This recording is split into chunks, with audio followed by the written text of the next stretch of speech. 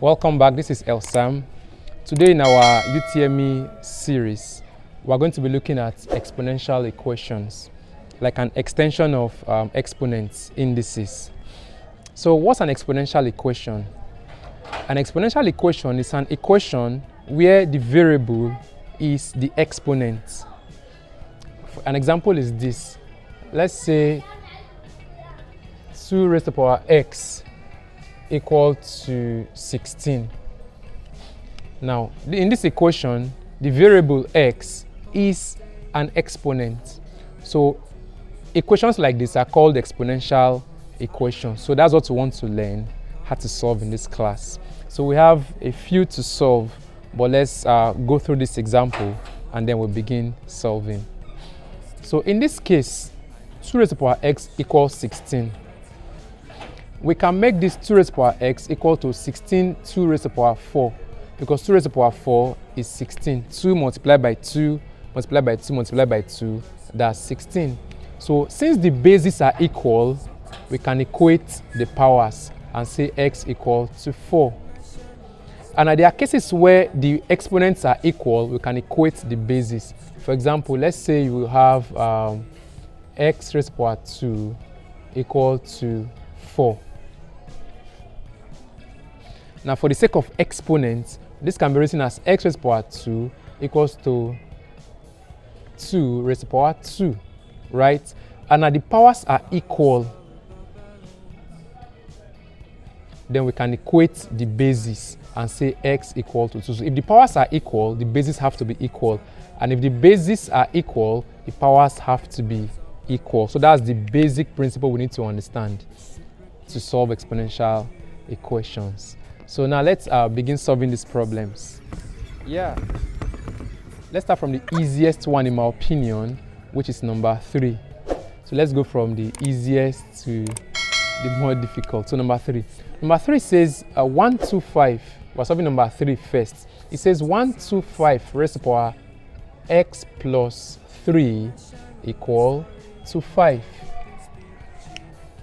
Now this is straightforward because 125 can be written as 5 raised to the power 3, because 5 multiplied by 5 is 25. Multiplied by 5, that's 125. So this can be written as 5 raised to the power 3, that's the 125 now. But you have another power there, which is x plus 3 equal to 5. And 5 is 5 raised to the power 1. Now, for the sake of explanation, let's just go step by step. So this will be 5 raised to the power 3x plus 3 multiplied by 3 is 9 equals to 5 raised to the power 1. And now remember our principle. Since the bases are equal, the powers have to be equal. So we can equate the powers. So from here, 3x plus 9 equal to 1. So let's collect like terms. So we can take this plus 9 this way. It becomes minus 9. So from here, we have 3x equals to 1 plus 9 becomes minus 9. So 3x equal to minus 8. And now we can divide both sides by 3, so we can get our variable. So our x equal to minus 8 over 3. So minus 8 over 3. And that will be option what? So looking at number 3 we're solving, the correct answer is option A. Minus 8 over 3. So that's how straightforward exponential equations are. So once you see them in your JAMB exam, just take it easy, solve with a calm mind, and you get your answer. So it's straightforward. Let's look at another one. Okay, let's go to number 1 now.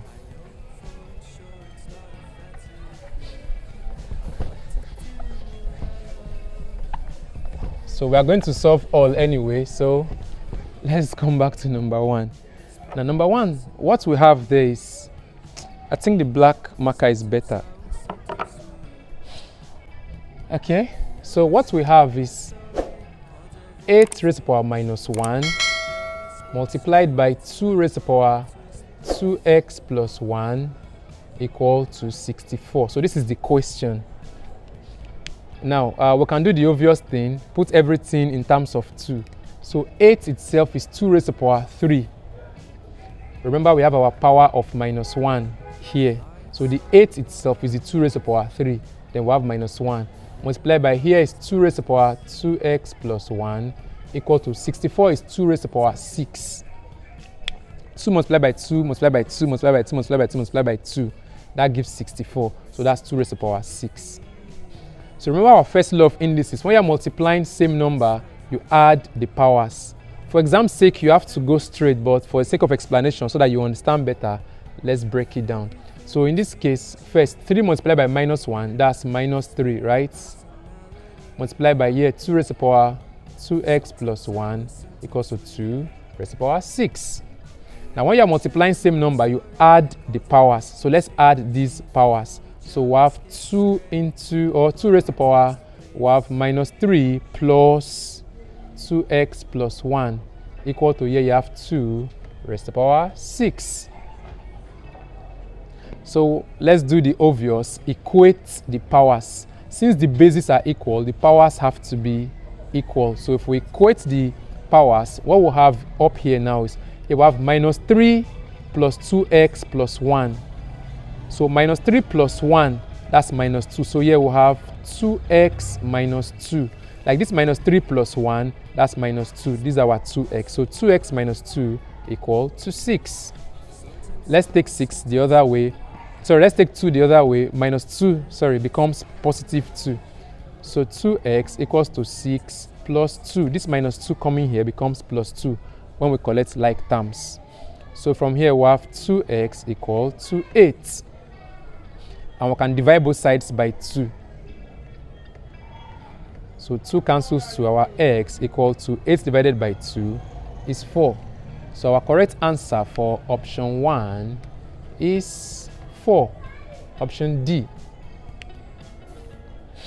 Okay, so I believe you are getting the picture clear. So the principle is still the same. They just bring the question somehow. You put yourself together, arrange it, solve, and then you get your answer. So let's proceed. Number 2 now.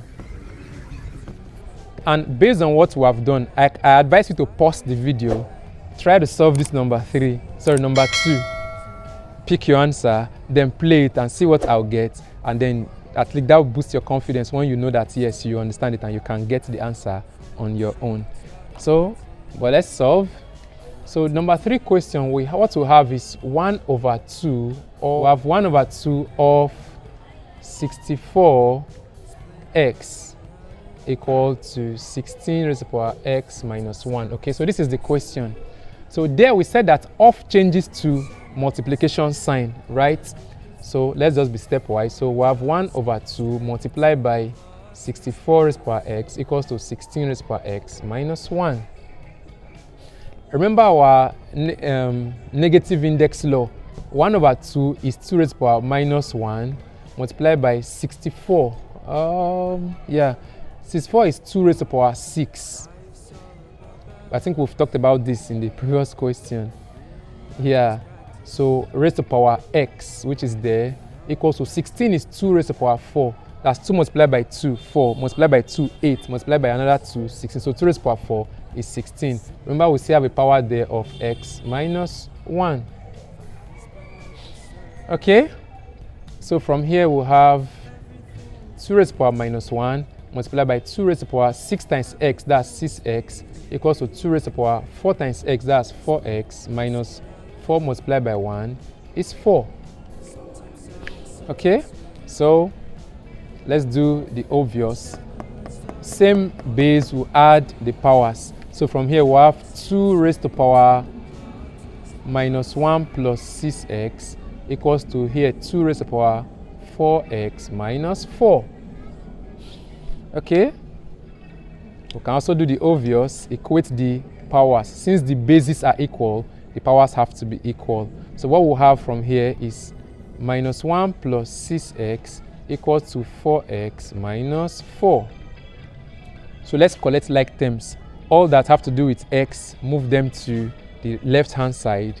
The non-x move to the right-hand side. So here we'll have 6x, that's here. This plus 4x coming here becomes minus 4x equal to here. We already have minus 4. And this minus 1 coming this way becomes plus 1. So 6x minus 4x, that's 2x, equals to minus 3. Because minus 4 plus 1, that's minus 3. So what do we do from here? We divide both sides by 2. So divided by 2, divided by 2. 2 cancels 2. Our x is equal to minus 3 over 2. Okay, our correct option will be option B, minus 3 over 2. Now please watch. You might solve and see minus 2 over 3 like minus 3 over 2. So you have to be very conscious of what you do. Okay, so our answer is minus 3 over 2. Okay, we've already solved number 3. So we have 4 and 5 left. Okay, let's look at number 4. But I see the same pattern. Or maybe I stop here and allow you to do numbers 4 and 5. Although 5 is a little tricky, and you need to do one by yourself. So should I skip 4 and do 5? Because this 5 is a little tricky. There's something there we need to explain. Okay, so I will skip 4. Just solve number 4 and tell me the answer. Let me do 5 because number 5 looks like what leads to a quadratic equation. So let me do 5 and I'll skip 4. So just drop your answer to the to number 4, like the correct option to number 4 answer in the comment section. Let's debate it. Don't forget to subscribe to this channel to keep getting interesting solutions to mathematical problems, and follow the series from beginning to end so that you can score 100 in your UTME Mathematics. So let's look at number 5. So number 5 says 3 raised to power 2y minus 10 multiplied by 3 raised to power y equal to minus 9. Okay. Let's quickly rearrange. So this 2y means 2 multiplied by y, or y multiplied by 2. 2 multiplied by y is 2y. Y multiplied by 2 is 2y. So either way it goes. So this can be written as 3 raised to power y, so that it looks like this. But y multiplied by 2 is 2y. 2 multiplied by y is 2y. So this can be written as this conveniently. Because remember, when you have 2 powers, you multiply the power. So y multiplied by 2 is 2y. So here we have minus 10 multiplied by 3 raised to power y. This minus 9, let's bring it inside. So it becomes plus 9 equal to 0.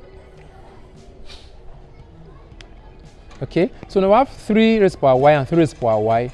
So let's make that 3 raised to power y, let's make it p. So let 3 raised to power y equal p. So from here we're going to have 3 raised to power y, which is p now. So p squared minus 10p plus 9 equal to 0.